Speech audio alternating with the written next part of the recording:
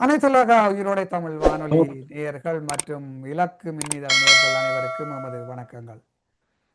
இது தாயக களம். இன்றைய தாயக களத்தில் தாயகத்திலிருந்து அரசியல் ஆய்வாளர் திருமிகு ஜோதிலிங்கம் அவர்கள் எங்களுடன் இணைந்திருக்கின்றார்கள். நாங்கள் இன்று பேச எடுத்துக்கொண்ட விடயம் ஈழத்தமிழர் அரசியல் பரப்பில் தமிழ் கட்சிகளின் பிறழ்வுகள்.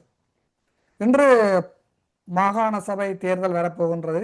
இந்த உள்ளூராட்சி சபை தேர்தலிலே அடித்து பிடித்து எல்லோரும் ஒன்று சேர்ந்து இந்த தமிழ் தேசிய பேரவை என்றெல்லாம் கஜேந்திரகுமார் அவர்கள் உருவாக்கினார்கள்.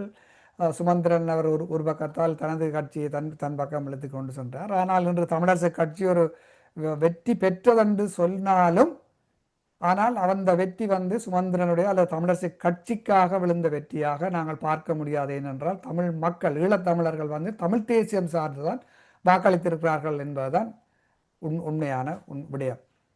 அந்த வகையில் இன்று மாகாண சபை தேர்தலையொட்டி பலதரப்பட்ட விடயங்கள் இன்று நடைபெற்றுக் கொண்டிருக்கின்றன. அரசியல் கட்சிகள் ஒருவருக்கொருவர் மாறி ஒவ்வொரு பக்கமாக தங்களுடைய அரசியல் அபிலாஷைகளை தங்களுடைய எப்படி சொல்வதென்றே தெரியவில்லை. உண்மையில் இவர்கள் தமிழ் தேசியத்திற்காக வேலை செய்கின்றார்களா அல்லது தங்களுடைய அதிகாரத்தை தக்க வைப்பதற்காக வேலை செய்கின்றார்களா என்பது பெரிய ஒரு கேள்விக்குறியாக இருக்கின்றது. சமகாலத்திலே இந்த ஸ்ரீதர் தியேட்டர்ல இருக்கின்ற டக்ளஸ் தேவானந்தாவை நோக்கி திரு சிவஞானம் அவர்கள் சென்று அவருடன் ஒரு ஒப்பந்தத்தை ஏற்படுத்துவதற்காக அவருடைய ஆதரவை தேடுவதற்கான ஒரு முயற்சியை எடுத்துக்கொண்டார். போராட்ட காலங்களிலே 30 வருஷ போராட்ட காலங்களிலே டக்ளஸ் தேவானந்தா செய்த அநீதிகளும் அட்டூழியங்களும் தமிழ் மக்கள் என்றுமே மறக்க மாட்டார்கள். அந்த வகையிலே நாங்கள் தொடர்ச்சியாக திருமிகு ஜோதிலிங்கம் ஐயா அவர்களை இப்பொழுது நாங்கள் அழைத்து பேசுவோம். ஐயா, இந்த தாயகத்திலே நடைபெறுகின்ற இந்த அரசியல் கட்சிகளின் கூத்துக்களை அல்லது பிறழ்வுகளை பற்றி ஒருக்கா பேசுவோம். உங்களுடைய கருத்துக்களை முன்வையுங்கள். இன்றைக்கு தமிழ் அரசியல் தாயகத்திலே ஒரே பரபரப்பாக இருக்கின்றது. அதுக்கு 2 காரணங்கள் இருக்கின்றன. ஒன்று, இந்த உள்ளூராட்சி சபைகளில் நிர்வாகத்தை யார் அமைக்கிறது என்ற அந்த போட்டி.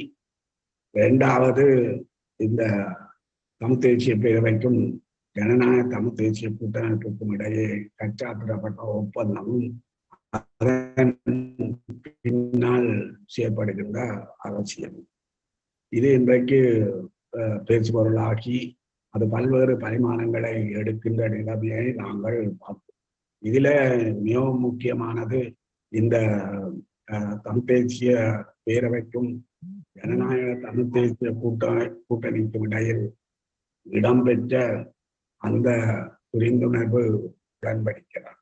அந்த ஒப்பந்தத்தில் பல ஒப்பந்தத்தின் உள்ளடக்கத்தில் 5 விடயங்கள் பிரதானமாக முக்கியமாக இருந்தன. ஒன்று, தாயகம் தேசியம் சுயநிர்ணயம் என்ற அடிப்படையில் அரசியல் தீர்வு ஒன்றை காணுதல். 2வது, 13வது திருத்தத்தை தீர்வாக ஏற்றுக்கொள்வதில்லை என்கின்றது. 3வது, நல்லாட்சி காலத்தின் ஐக்கிய ராஜ்ய தீர்வு யோசனையை நிராகரிக்கிறோம். 4வது, இன அழிப்புக்கு ஒரு சர்வதேச விசாரணை வேண்டும் என்றோம். 5வது, முஸ்லிம் மக்களுக்கான தீர்வு தொடர்பில் அவர்களுடன் கலந்துரையாடப்படும் என்கின்றபடியார். நான் நினைக்கிறேன், தமிழ் அரசியல்ல முக்கியமாக கருதப்படுகின்ற விடயங்கள் எல்லாம் இந்த ஒப்பந்தத்தில் உள்ளடக்கப்பட்டிருக்கின்றன. இது ஒரு வரலாற்று முக்கியத்துவம் வாய்ந்ததாகவும் நாங்கள் கருதி கொள்ளலாம். இந்த ஒப்பந்தத்துக்கு பல காரணங்கள். இந்த ஒப்பந்தம் ஒப்பந்தத்துக்கு இரண்டு தரப்புகளும் வந்தமைக்கு பல காரணங்கள் இருக்கின்றன. ஒன்று, தேசிய மக்கள் சக்தியினுடைய எழுச்சி. கடந்த பாராளுமன்ற தேர்தலில் தேசிய மக்கள் சக்தி யாழ்ப்பாண மாவட்டத்தில் குறிப்பாக வடபகுதியில் முதலாம் நிலைக்கு வந்திருந்தது. யாழ்ப்பாண மாவட்டத்தில் கூடுதலான ஆசனங்களையும் அதே மேல வன்னி மாவட்டத்திலும் கூடுதலான ஆசனங்களையும் அவர் பெற்றார். இந்த நிலை தமிழ் தேசிய அரசியலை முழுமையாக அடியோடு அழித்து சென்றுவிடும் என்கின்ற ஒரு அச்சம் உருவாகிறது. அதனை எப்படியாவது ஒரு கீழிறக்க வேண்டும் என்ற நோக்கத்தின் அடிப்படையில் கட்சிகளுக்குள் 1000 பிளவுகள் இருந்திருந்தாலும் கூட தமிழ் தேசிய மக்கள் சக்தியை எதிர்ப்பது என்பதில் அவர்கள் ஒருங்கிணைந்து செயற்பட்டார். அந்த ஒருங்கிணைந்து செயற்பட்டதனுடைய காரணமாகத்தான் தேசிய மக்கள் சக்தியை தமிழர் தாயகத்தில் ஒரு 2வது நிலைக்கு தள்ளினேன். இங்க முக்கியமான விடயம் என்னன்னு சொன்னா, இன்றைக்கும் 2வது இடத்துல இருக்கிற தேசிய மக்கள் 3வது இடம் தான் ஏனைய கட்சிகளுக்கு வருது, 3வது 4வது. அப்ப இந்த தேசிய மக்கள் சக்தியை தேசிய மக்கள் சக்தியை பலவீனப்படுத்த வேண்டிய ஒரு தேவை ஒன்று இருக்கு. 2வது உள்ளூராட்சி சபைகளில் ஆட்சி நிர்வாகத்தை கைப்பற்றுதல் என்கின்ற விடயம், குறிப்பாக தேசிய மக்கள் சக்தியினுடைய கைகளுக்கு அதை சென்று விடாமல் தடுப்பது என்ற விடயமும் முக்கியமானது. 3வது மக்களினுடைய அபிலாசைகளுக்கு மதிப்பளிப்பு. மக்களை பொறுத்தவரையில் ஒரு ஒருங்கிணைந்த அரசியலை அவர்கள் மிகவும் விருப்பத்தோடு வேண்டினர். ஆகவே இந்த ஒருங்கிணைந்த அரசியலுக்கு மதிப்பளிப்பதும் ஒரு நோக்கமாக இருந்தது. 4வது மக்களை தேசமாக திரட்ட வேண்டும். தேசமாக திரட்டுவது என்றால் ஒரு ஒருங்கிணைந்த அரசியலுக்குள்ளால்தான் அது சாத்தியமாகும் என்கின்ற விடயங்களும் இருந்தது. இந்த 4 விடயங்களும் தான் இந்த ஒப்பந்தத்துக்கு பிரதான காரணங்களாக இருக்கிறது என்று நான் நினைக்கிறேன். இதேவேளை தமிழ் தேசிய மக்கள் முன்னணியினுடைய தலைவரும் தமிழ் தேசிய பேரவையின் தலைவருமான கஜேந்திரகுமார் இந்த ஒப்பந்தத்துக்கு முன்வந்தமைக்கும் கூட பல காரணங்கள் இருக்கு. அவர் இவ்வளவு காலமும் இந்த ஜனநாயக தமிழ் தேசிய கூட்டணி கடுமையாக விமர்சனம் செய்தவர்கள் பின்னர் பாராளுமன்ற தேர்தலை தொடர்ந்து ஒரு ஒருங்கிணைந்த அரசியலுக்கு அவர்களையும் இழுத்து கொண்டு வருவதற்கான செயற்பாடுகளை தாங்களாக இறங்கியது. கஜேந்திரகுமார் மாறியமைக்கு பிரதானமான காரணமாக சில காரணங்கள். அதில் ஒன்று பாராளுமன்ற தேர்தலில் அவர்களுக்கு ஏற்பட்ட பின்னடைவு. அதாவது கடந்த பாராளுமன்ற இதுக்கு முதல் இடம்பெற்ற பாராளுமன்ற தேர்தலில் பெற்ற வாக்குகளை அரைவாசி வாக்குகளை கூட இவர்களால பெற்றுக்கொள்ள முடியாத ஒரு கிட்டத்தட்ட ஏறத்தாழ அரைவாசி வாக்குகளை தான் அவர்கள் பெற்றுக்கொண்டார். ஆகவே இந்த ஒருங்கிணைந்த அரசியலுக்கு செல்லாமல் இந்த தங்களுடைய இருப்பை பேண முடியாது என்கின்ற விடயம் ஒன்று அவர்களுக்கு தெரியும்.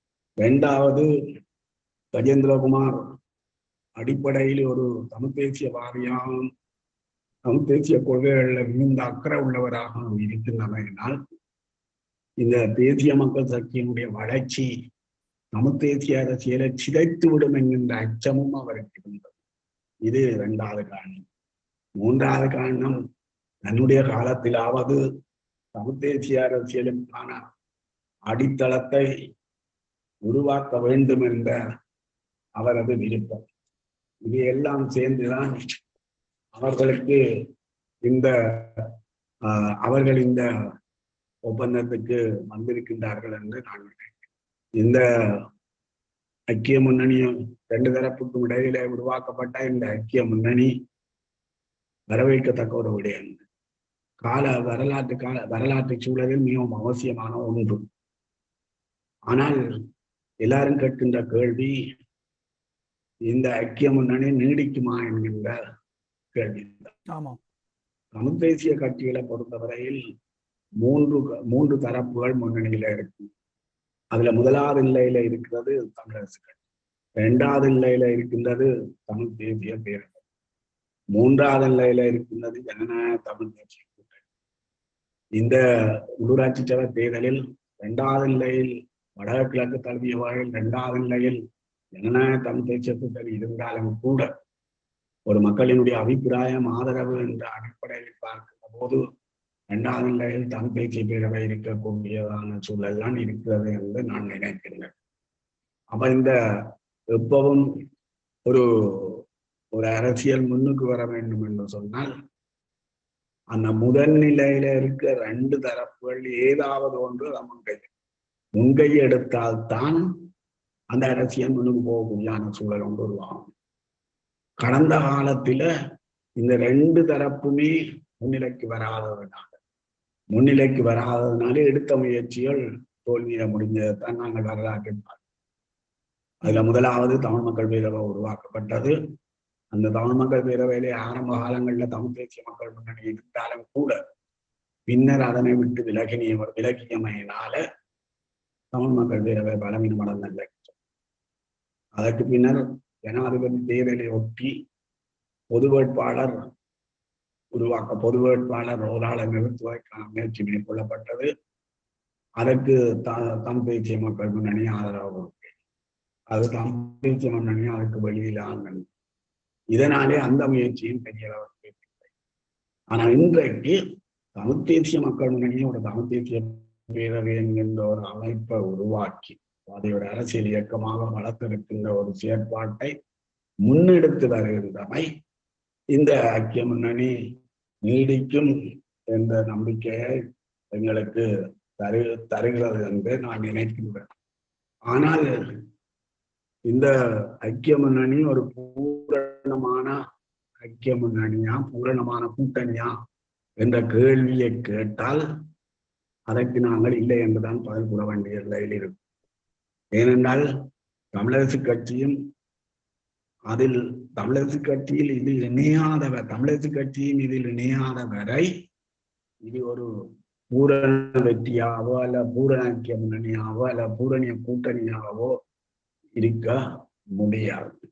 கஜேந்திரகுமார் அதனை ஏற்றுக்கொண்டிருக்கின்றார். அதனால அவர் சொல்லி இருக்கிறார், தமிழரசு கட்சிக்காக எப்போதும் கதவு திறந்திருக்கின்றது, அவர்கள் இந்த இடத்துக்கு வரத்தான் வேணும் என்று சொல்லி அவர் கூறியிருக்கின்றார். இதுல ஐயா ஒரு குறுக்கிட்டு ஒரு கேள்வி உண்டு. இப்ப தமிழரசு கட்சியுடன் இணைவது பற்றி கஜேந்திரகுமார் அவர்கள் அதை பற்றி ஒரு சிந்தனையில் அல்லது ஒரு ஆலோசனை முன்வைத்திருக்கின்றார். இந்த அதே நேரத்தில் சமகாலத்தில் இந்த தமிழரசு கட்சியினுடைய மூத்த உறுப்பினர் என்று சொல்லப்படுகின்ற சிவஞானம் அவர்கள் இந்த ஸ்ரீதர் தியேட்டர்ல போய் தமிழ் மக்களுக்கு இதர சொந்த இனத்துக்கே இன்னல் விளைவித்த அரசியல்வாதியான டக்ளஸ் தேவானந்தாவிடம் ஆதரவு கேட்டிருக்கின்றது. அப்ப இப்படி டக்ளஸும் இந்த தமிழரசு கட்சியுடன் இணையும் பொழுது கஜேந்திரகுமார் அவர்கள் இதை ஏற்றுக்கொள்வார். தமிழரசு கட்சியோடு டக்ளஸ் தேவானந்தா இணைஞ்சு கொள்வதை கஜேந்திரகுமார் ஏற்றுக்கொள்வார் என்று சொல்லி கூறிவிட முடியாது. ஆனால் டக்ளஸ் தேவானந்தாவுக்கு புரிதறிவு தெளிக்கலாம்.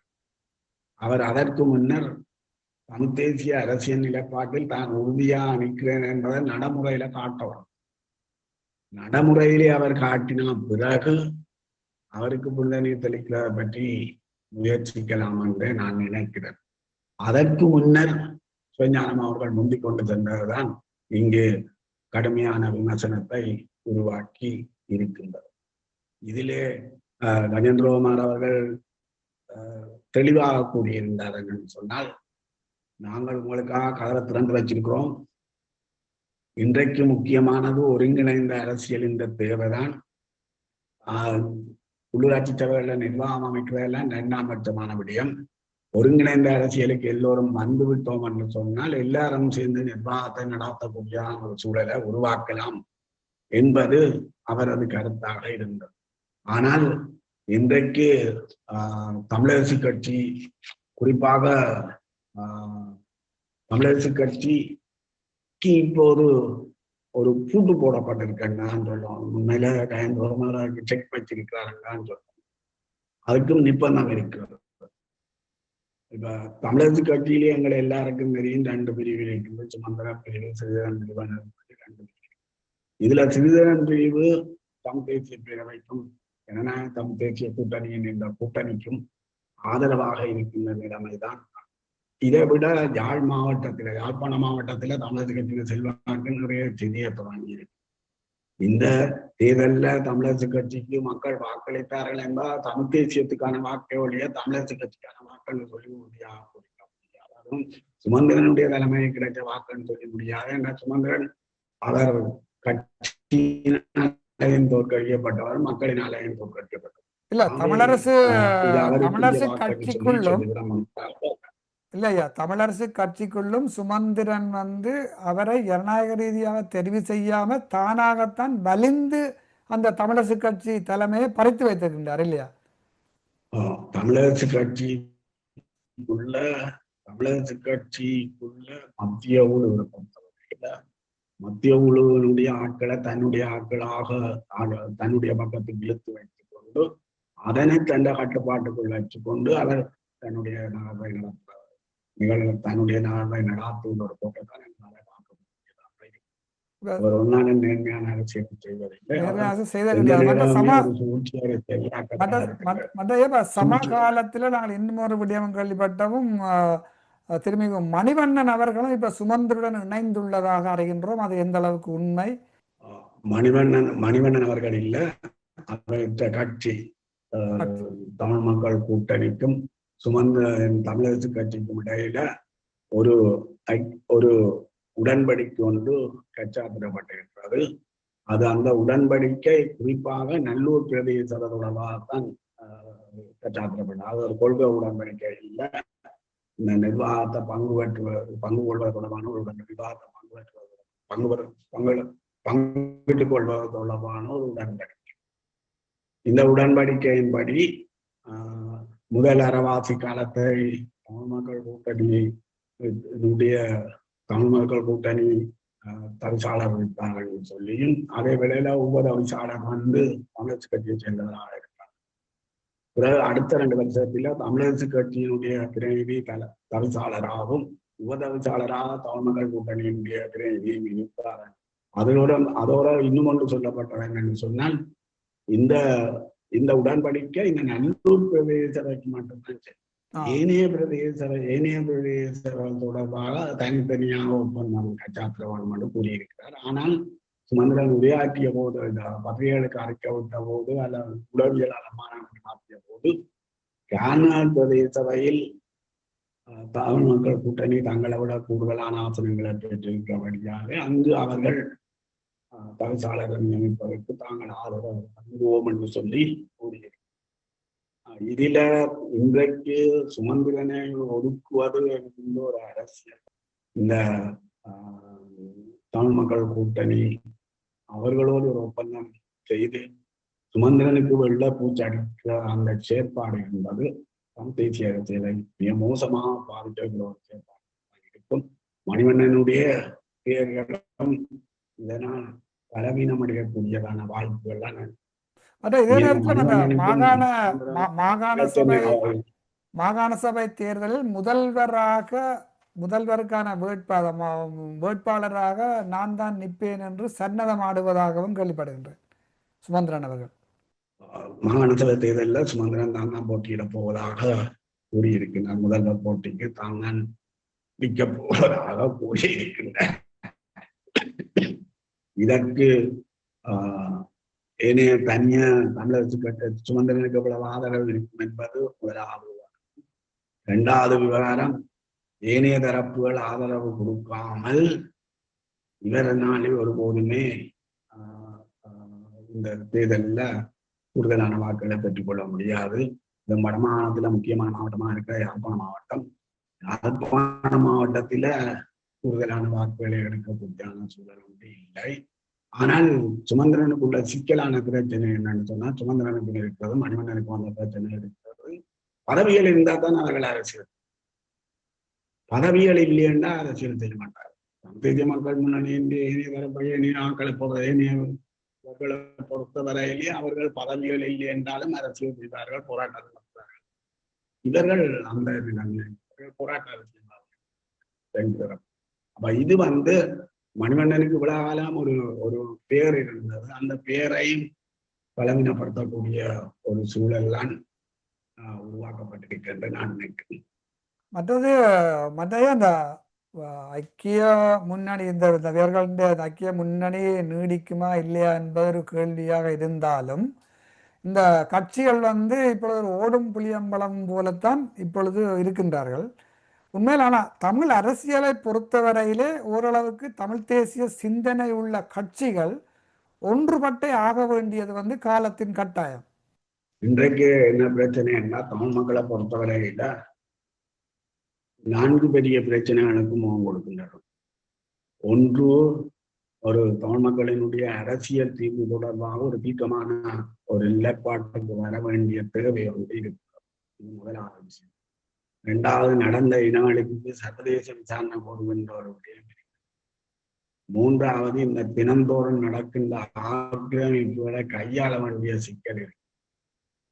4வது, இன்றைக்கு தமிழ் அரசியல் சர்வதேச மட்டத்தில் சென்றால் சர்வதேச அரசியலை கையாள வேண்டிய அவை இந்த 4. மற்றது, இது எல்லாத்தையும் செய்யணும்னா தமிழ் மக்கள் ஒரு தேசமாக திரட்ட வேண்டிய தேவை இருக்கு.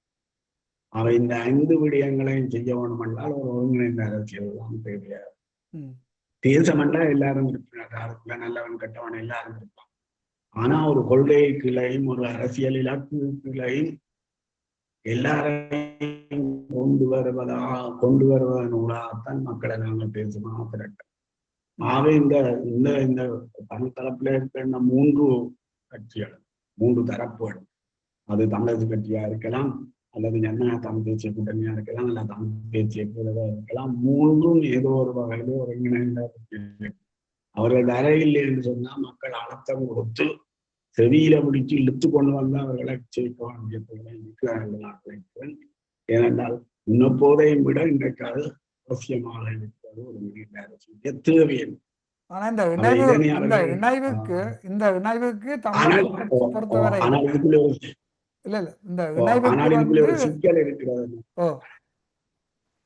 இதுக்குள்ள ஒரு சிக்கல் இருக்கிறது என்னன்னு சொன்னா, தமிழரசு கட்சியினுடைய சுமந்திரன் பிரிவு ஒருபோதுமே இருக்கிறார். அதுக்கு 2 காரணங்கள் இருக்கு. ஒன்று, இந்த தமிழரசு கட்சி சுமந்திரன் பிரிவுக்குள்ள வந்து சுமந்திரன் தனிச்சோட முடியாது.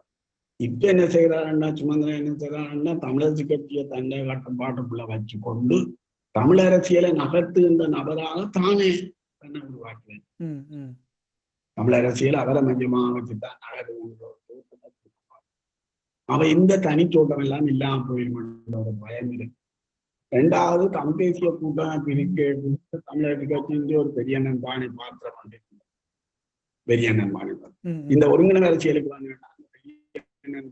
அவ இந்த 2ம் காரணமாக சுமந்திரன் பிரிவு இந்த ஒருங்கிணைந்த அரசியலுக்கு வருவதற்கான சூழல் இல்லை என்றுதான் நல்லதையா. நாங்கள்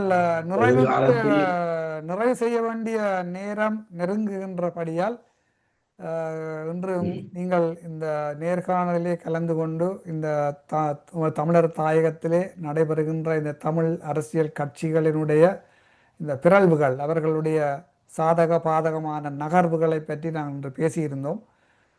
உங்கள் நேரத்தை ஒதுக்கி இன்றைய இந்த நேர்காணல் கலந்து கொண்டதற்கு மிக நன்றி. நன்றி, வணக்கம். நன்றி. எமது பார்வையாளர்களுக்கு வணக்கம்.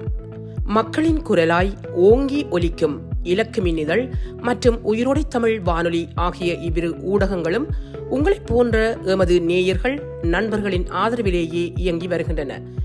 மிக குறைந்த வளங்களுடன் பல இடர்கள் மற்றும் தடைகளை தாண்டி பயணிக்கும் எமது ஊடகங்களின் பணிகள் மேலும் வளர உங்களால் முடிந்த நிதியுதவியை வழங்கி இன்னும் காத்திரமான செயற்பாடுகளை முன்னெடுக்க உதவுமாறு மிகவும் பணிவன்புடன் வேண்டி நிற்கின்றோம்.